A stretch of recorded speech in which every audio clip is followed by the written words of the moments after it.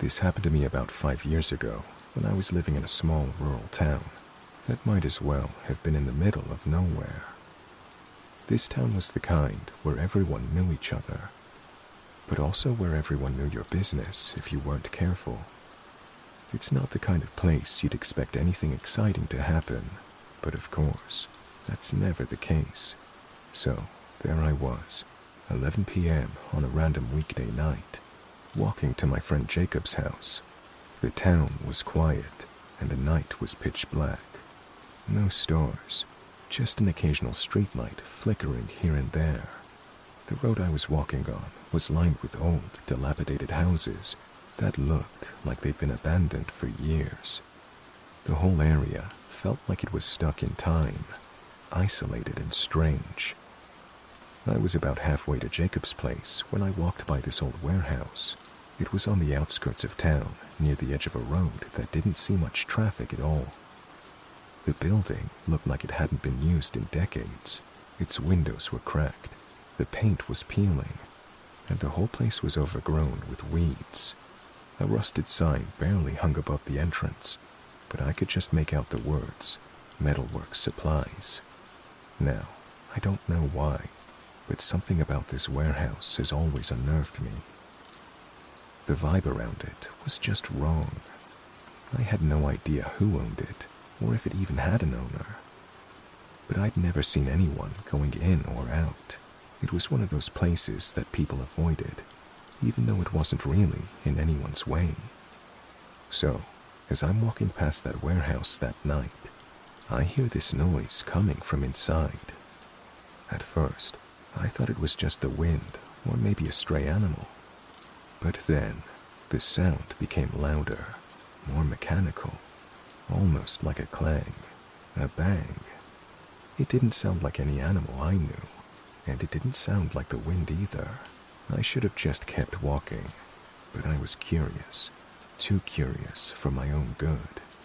I slowed down, straining to see if I could make out what was going on inside the dark building. The air was thick with the smell of rust and old metal, and there was an eerie silence between those strange sounds. Suddenly, I heard the sound of a car engine starting up. It came from the side of the warehouse, just out of sight. My heart skipped a beat.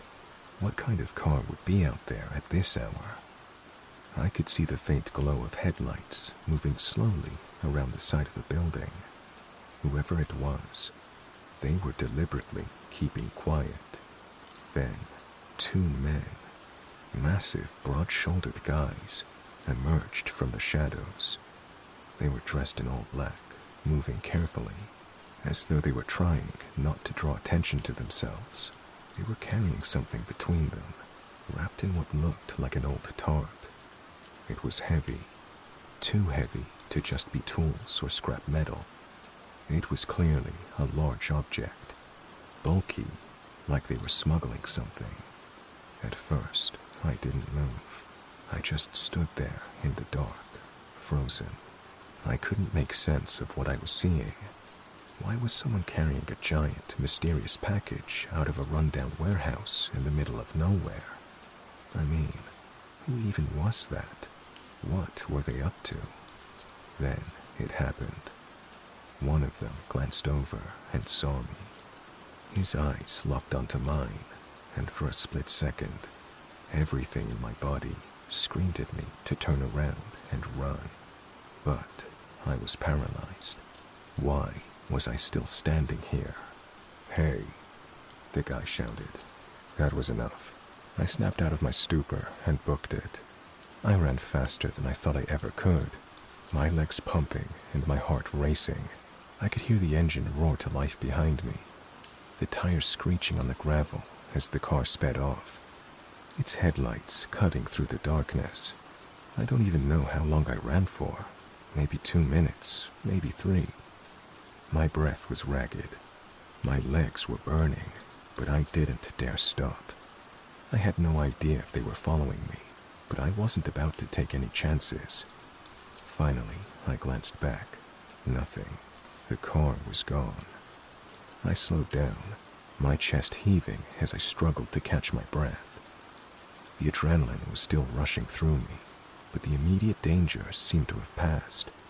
I had no idea what was happening or why, but all I knew was that I needed to get the hell out of there. I kept walking, my heart still pounding in my ears, my thoughts racing, but as I passed a row of overgrown shrubs, I saw it, the same car from before. It was driving incredibly slowly now, like they were searching for something or someone. The car crept past me, its windows rolled down, the low rumble of the engine echoing in the silence. I didn't move a muscle.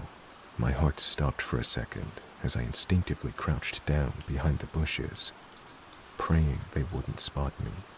I could hear the car slowing to a crawl, the sound of tires on gravel, the faint murmur of the engine as they scanned the area. My stomach turned, and I held my breath, afraid that if I made a single noise, they'd come right after me. The car drove past. I stayed still, not daring to move until I was sure they were gone. When I finally dared to peek out from behind the bushes, the car was nowhere to be seen. I waited a full 10 minutes before I got up and started walking again. My legs still shaky from the sprint, I made it to Jacob's house without any further incident. I didn't tell him what happened at first. I wasn't sure if it was a real threat or if I was just being paranoid. He noticed that I was out of breath and a bit off, but I just brushed it off as a weird walk. He let me stay the night, and I was grateful for the safe refuge. But the next morning, I had to walk back home.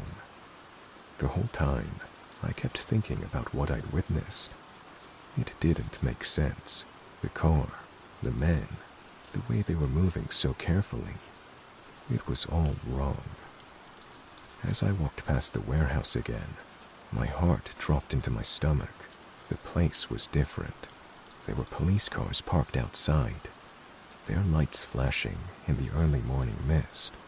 Yellow crime scene tape was strung up all over the entrance. I could see 2 officers standing outside, talking to a woman who was crying uncontrollably. My stomach twisted. I hadn't realized it at the time, but those guys I had seen last night, I'd been standing right there, watching them. I didn't stick around. I turned around quickly and left before anyone could ask me questions. But I couldn't shake the feeling that I just narrowly escaped something far worse than I could ever understand. What did those guys have in that tarp? What was really going on in that warehouse? I didn't stick around long enough to get any real answers. Like I said, I just turned around and went home. But that morning left me feeling like something wasn't right. Like I had narrowly avoided some kind of disaster. I tried to shake it off, but it's hard to forget something when it keeps nagging at the back of your mind. So here's what I found out, and I'll be honest with you, this story gets darker than I ever thought it would.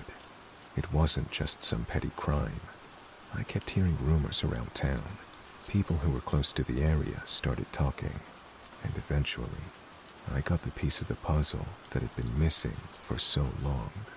A few weeks after the incident, the police had finally released a statement about what happened, though they were keeping a lot of details under wraps. But you know how rumors work in small towns. They spread like wildfire. Turns out, the 2 guys I saw carrying the tarp weren't just petty criminals. They were involved with a local criminal syndicate. The victim, it was someone who'd been trying to break into the syndicate's operations. It was a man named Victor, and he wasn't just some random guy. He was a low-level member of the syndicate who'd started to get cold feet. People said he'd been talking to the cops, trying to get out of the whole mess. Once you start talking, you're as good as dead. What I didn't realize at the time was that the tarp the 2 men were carrying wasn't a bundle of stolen goods or equipment. It was Victor's body. They had killed him, most likely the night before, and were transporting him in the middle of the night to get rid of the evidence. It was so damn brutal. I could barely believe it when I heard the full story. I didn't hear much about Victor at the time because the investigation was kept under wraps for a while. The police were trying to piece everything together without causing a panic in the small town. I didn't know any of the details about his past or why he was involved, but everything started to make sense once I learned who he was. Apparently, Victor had been a trusted member of the criminal organization for a while. He worked in the shadows, doing the dirty work, smuggling, money laundering, all that. But over time, he started to change. He had a family, a wife and 2 young kids, and he became disillusioned with the life he was leading. The deeper he got involved with the syndicate, the more he realized how dangerous it was. Eventually, he started slipping information to the cops, hoping they'd protect him if he cooperated. Unfortunately for him, his betrayal didn't go unnoticed. His so-called family in the syndicate found out and decided to make an example of him. I couldn't stop thinking about that night. Something about it haunted me. I kept replaying the scene over and over in my head. The 2 men carrying the tarp, the car driving slowly, and the way the air felt like it was about to snap. Then, months later, I heard the rest of the story, and it shook me. One night, after the whole thing had started to die down, the police finally made an arrest. It wasn't the 2 guys I'd seen at the warehouse that night, though.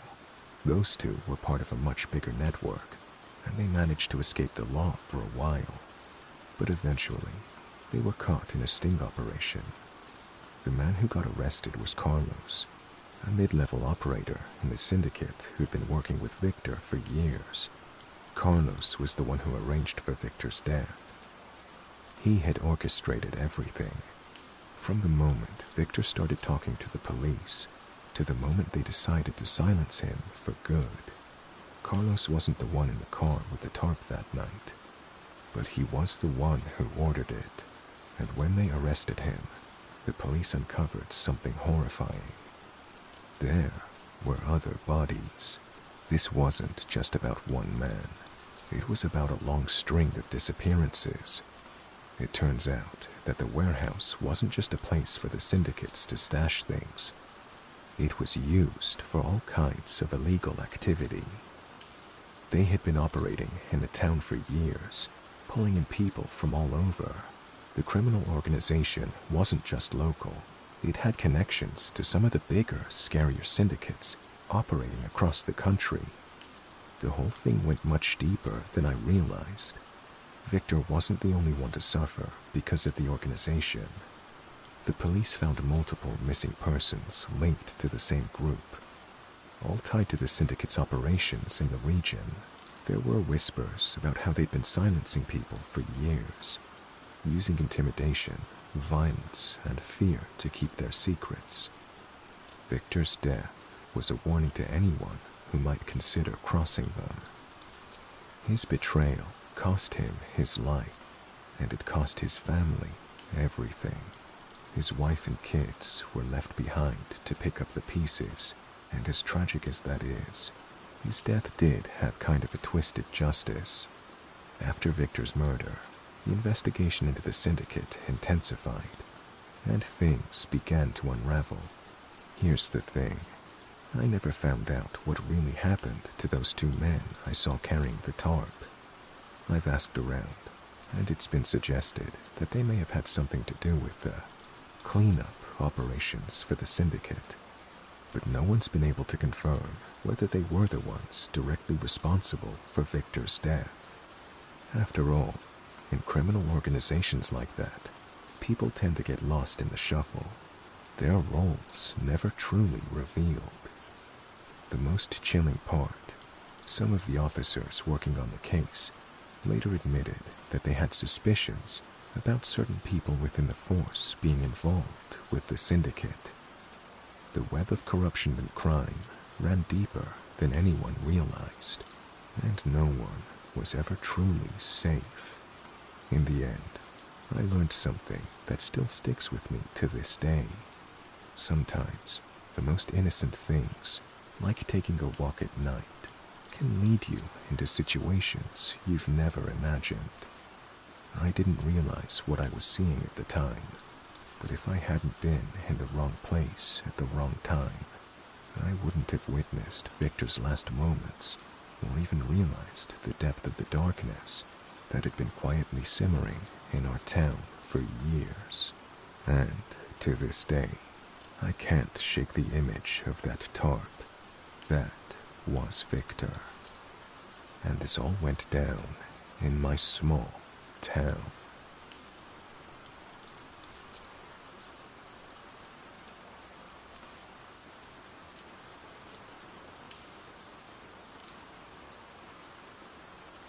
I've debated whether or not to share this story for years now, but after hearing other strange and unsettling experiences on here, I've decided it's time.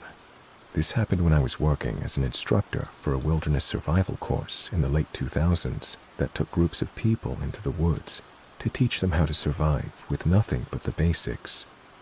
It wasn't just a camping trip.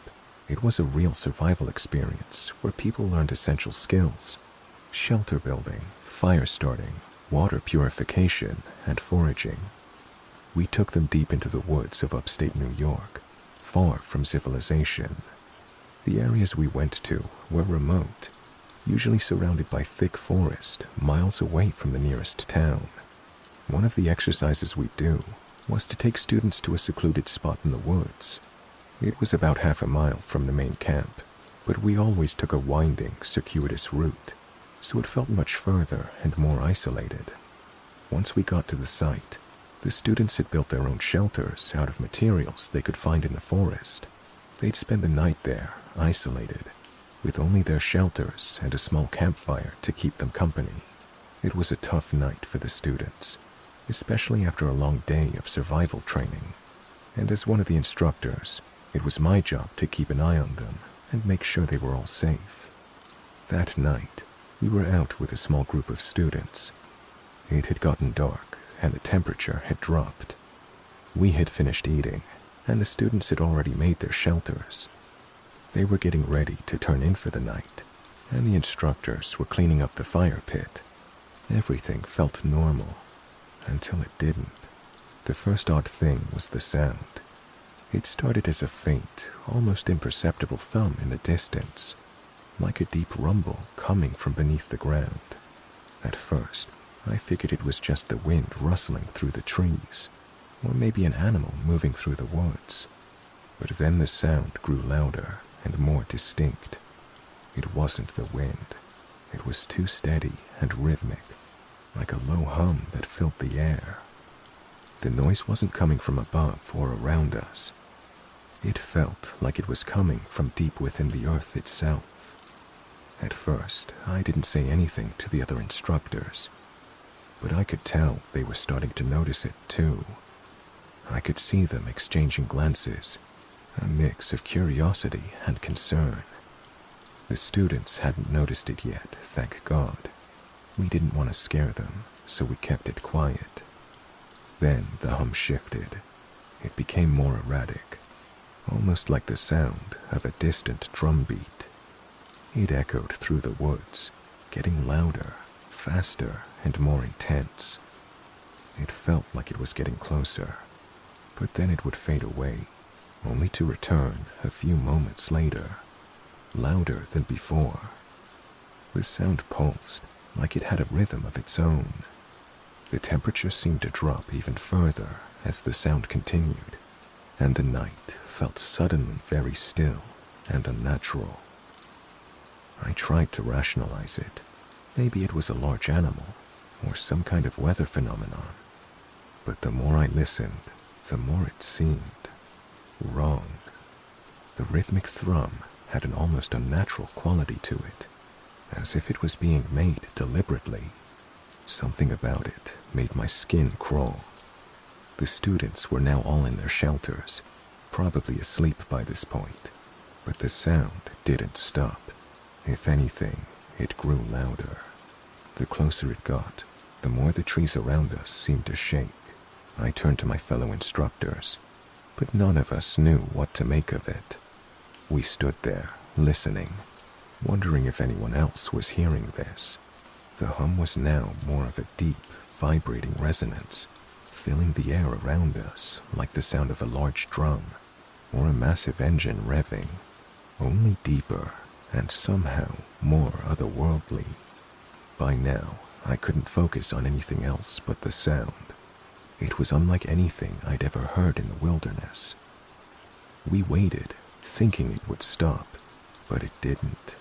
The sound swelled in intensity, then began to fade again. But this time, it wasn't quite as loud. The eerie, drumbeat-like hum seemed to go in cycles. When it faded, it almost seemed like it was getting further away. But we still felt like it was circling us, as if something was moving around the perimeter of our camp, just out of view. I didn't want to alert the students, so I told the instructors to keep quiet. But we couldn't shake the feeling that we weren't alone. We all stood by the fire, trying to remain calm. But the longer the hum went on, the more unsettling it became. And then, almost suddenly, the sound stopped. The silence that followed felt deafening. My ears were ringing, and I could feel the tension in the air. None of us spoke for a moment. We were all processing what had just happened, still unsure of what we had just experienced. I remember trying to convince myself it was just some kind of weird, natural phenomenon. Maybe a nearby animal or an odd atmospheric condition. But deep down, I knew something was off. The rest of the night was uneventful. We kept the fire going, stayed alert, and didn't sleep much. I kept thinking back to the sound and its strange rhythm. There was something about it that felt wrong, but nothing happened after that. The students slept through it, and the next morning we packed up and returned to the main camp.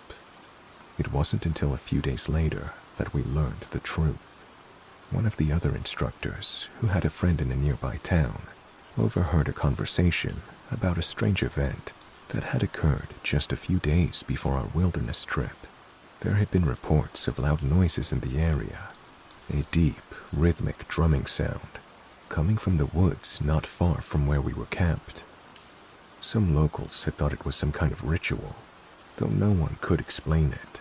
They said it was tied to a group that had gathered in the woods that night. The details were vague, but after hearing this, it all clicked. The hum, the rhythmic drumming, it had to be connected to that group. As it turned out, there had been a large gathering in the woods not far from where we were camped. A rally. The gathering was kept quiet, and the police hadn't released much information about it. But some people in the area had recognized it for what it was. It was an extremist group meeting, and the drumming and hum we heard, that was part of their ritualistic practices. The sounds we heard were the echoes of a dark gathering that we unknowingly camped right next to. It made sense now. The sound of the deep hum and the way it moved and pulsed through the woods. It was all tied to that gathering, and we had unwittingly been caught in its wake. I later learned that that particular group performed animal sacrifices, amongst other disturbing practices. It was chilling. Not much scares me out in the woods, except other human beings.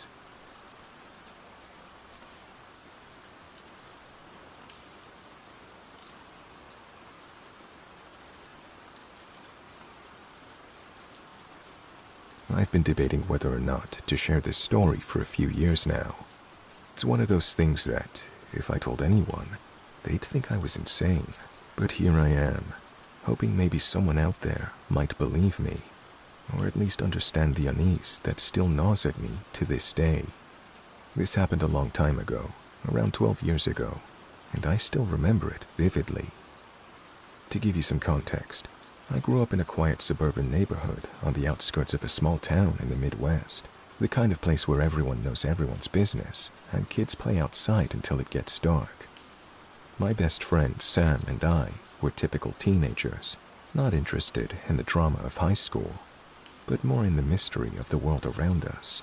We often spent our time exploring the town, looking for strange places, and trying to uncover stories that no one else seemed to know.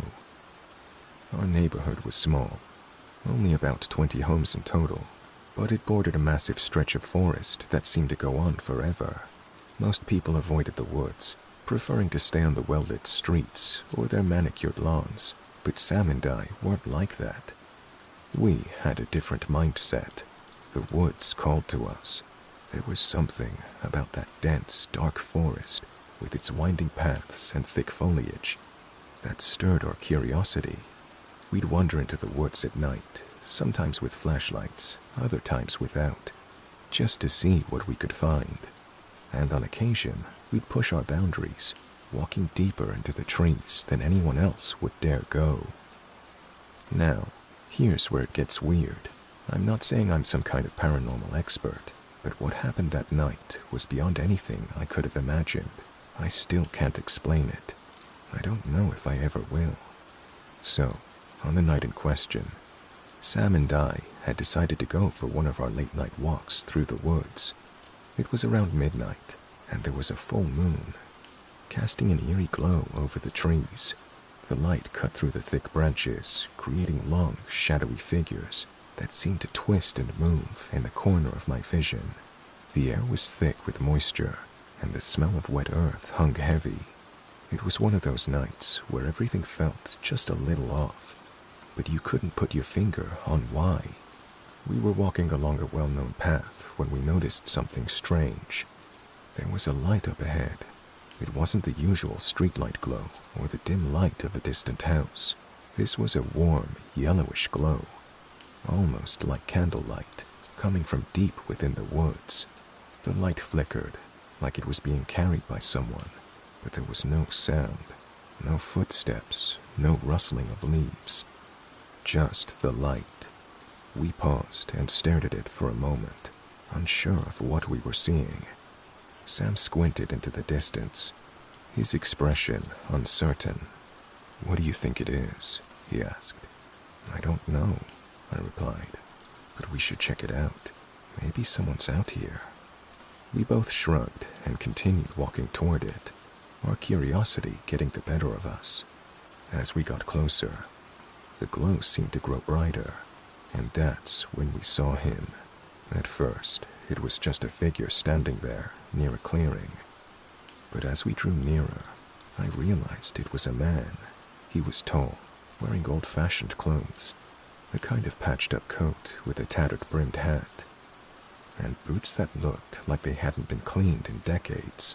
His clothes were faded and worn, like they had been in the woods for a long time, but his posture was straight and rigid.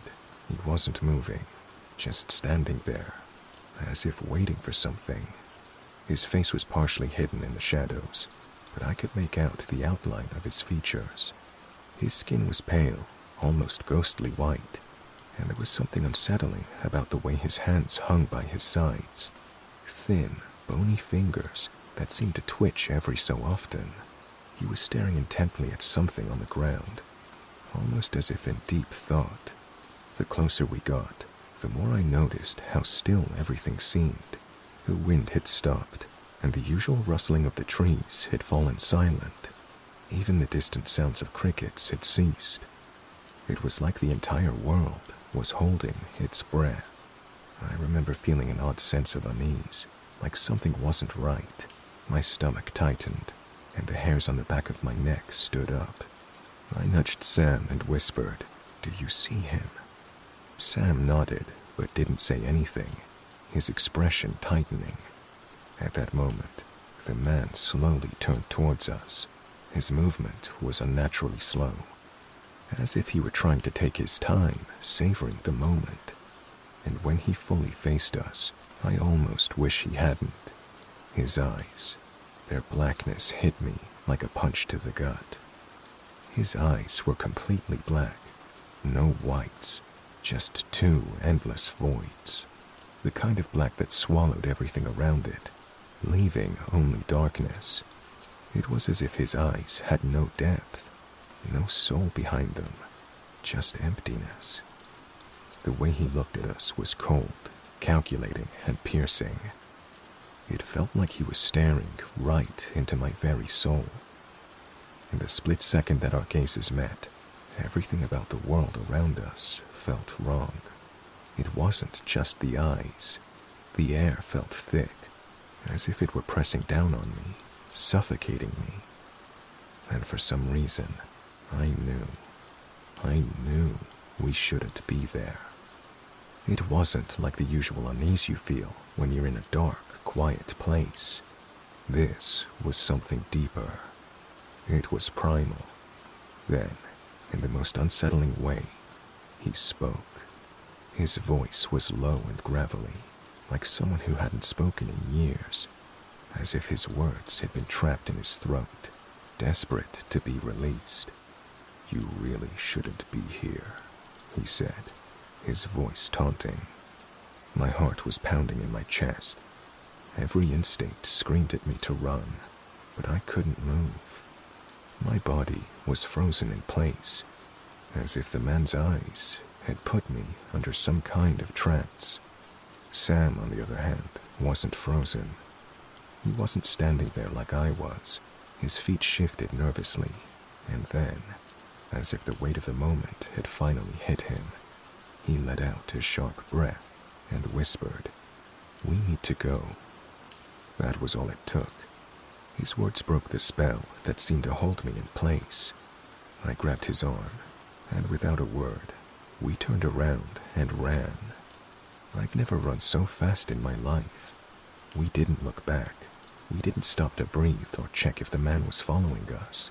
We just ran. The sound of our feet crashing against the forest floor seemed to echo in the stillness. But everything else was eerily quiet, as if the woods were holding their breath too. The further we got from the clearing, the more my chest tightened, the more my fear grew. It felt like something was chasing us. Not a sound, not a movement, but something was out there, watching, waiting for us to falter.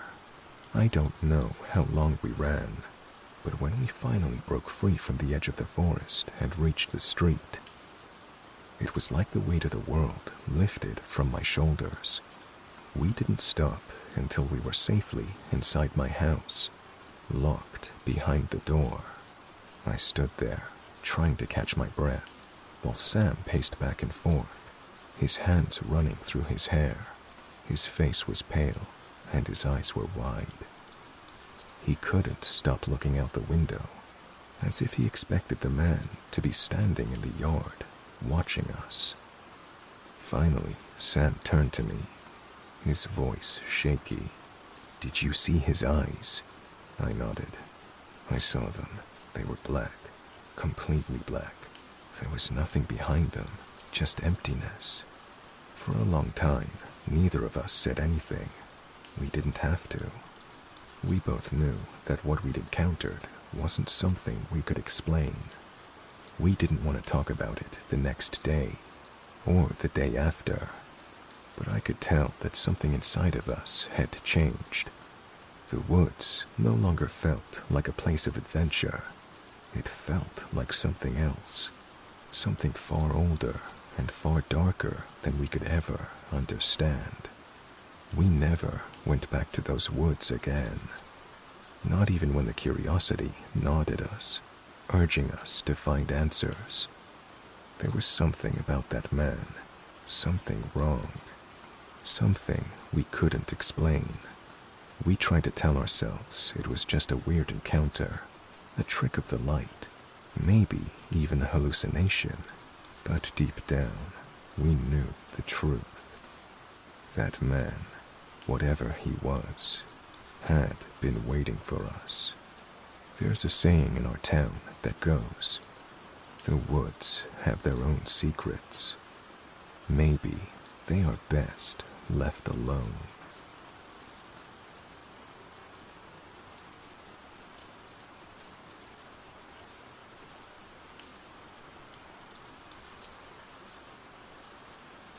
Okay, so I've been on the road for a while now.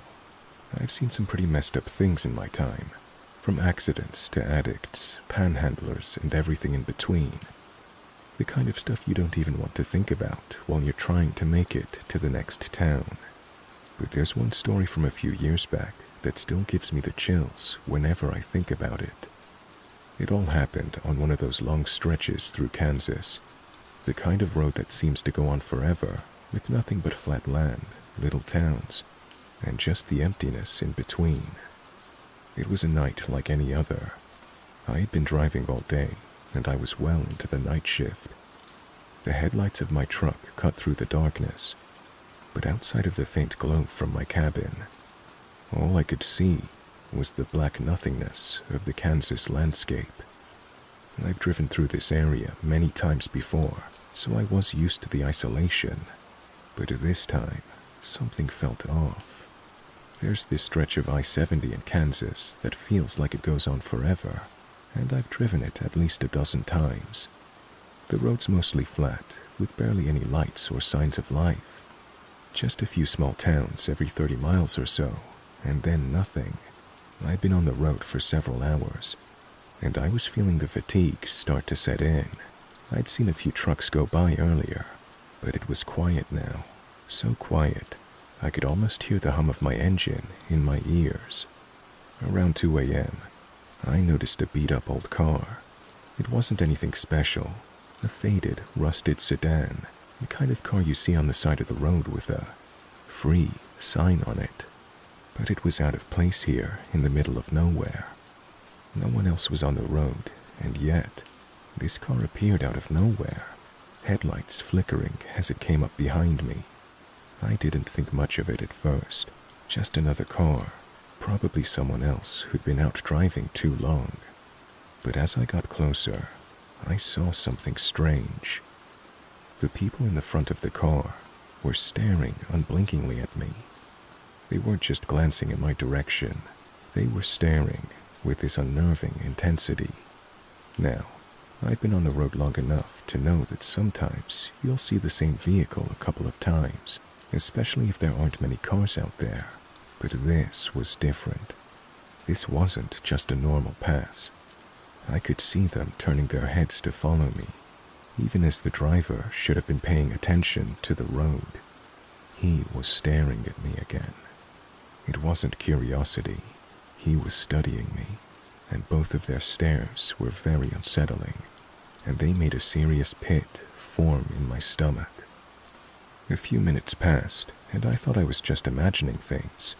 Maybe I was getting too tired. But then, a few minutes later, the same car passed me again. How? There was no way it could have pulled off anywhere. There wasn't a rest area for miles, and the car had just gone by me. But here it was, coming up behind me again, the figures still staring out of the windows. I tried not to panic, but this time, I knew something was off. I was starting to feel like I was being followed, like they were watching me on purpose. Every time they passed, it was the same. No sign of them stopping anywhere, no sign of them pulling over. Just this weird, eerie, repeated loop. Now, I've seen strange things on the road before, but this was different. I tried to ignore it, tell myself I was just tired, but as I kept driving, the car kept showing up. Every time it passed, I could see the figures craning their necks to stare at me. And then, the car passed me again, but this time, it didn't just pass. It pulled off the road down a small dirt track, and then parked in the dark. The figures inside didn't move. They just sat there, staring at me. I couldn't shake the feeling that they were waiting for me to do something. I kept driving, trying to ignore the growing sense of unease crawling up my spine. It was one of those moments where you wonder if you're overreacting, if maybe it's all in your head. But then, as I passed a little town on the side of the road, I saw the car again. This time, it was parked by the side of the road, completely still. There was no sign of anyone in the front seat. I didn't stop to find out what was going on. I just kept going, faster now, my hands gripping the steering wheel tight.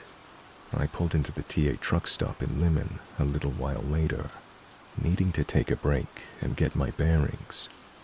When I got out of the truck and walked into the stop, I thought I was done with it. But when I was at the counter getting my coffee, I overheard a trucker talking to the cashier. "Did you see the car out there?" he said, sounding kind of agitated. "What car?" the cashier asked. The man described the same sedan and explained that it had been following him for miles. I froze. He was talking about the same car. I walked over to him. "You've seen it too?" I asked, trying to keep the edge out of my voice. "Yeah, I've seen it. It keeps passing me over and over again. It's like they're just watching. I don't know what it is, man, but it's giving me the creeps." My blood ran cold. It wasn't just me. Other drivers had seen it too. I wasn't crazy. I didn't stick around long. I paid for my coffee and went straight back to my truck, locking the door behind me. I sat there for a while, just staring out of the truck, trying to make sense of it all, but there was no sense to be made.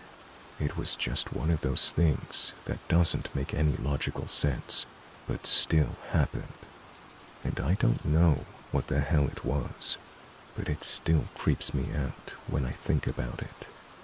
I'm telling you, sometimes there's something about the road at night, something that doesn't add up. Maybe it's fatigue, or maybe it's something more. But when you see that car, with the figure staring out of the window, you can't just ignore it. If you're ever driving across Kansas late at night, and you see a rusted-out sedan with people staring through the window at you, don't stick around to figure out why. Just keep moving.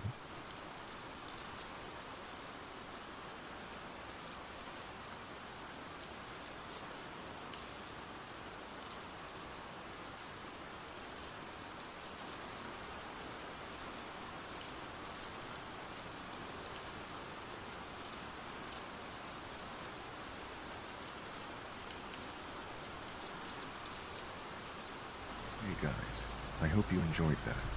If you have a scary story you'd like me to read on the channel, please send me an email or post it to my subreddit. You can find details of this in the video description. It's the stories that make this, and this is the best way to ensure variety in the stories I share. Thank you all for listening, and a special thanks to my channel members and patrons who now have special access to ad-free videos and other behind-the-scenes content.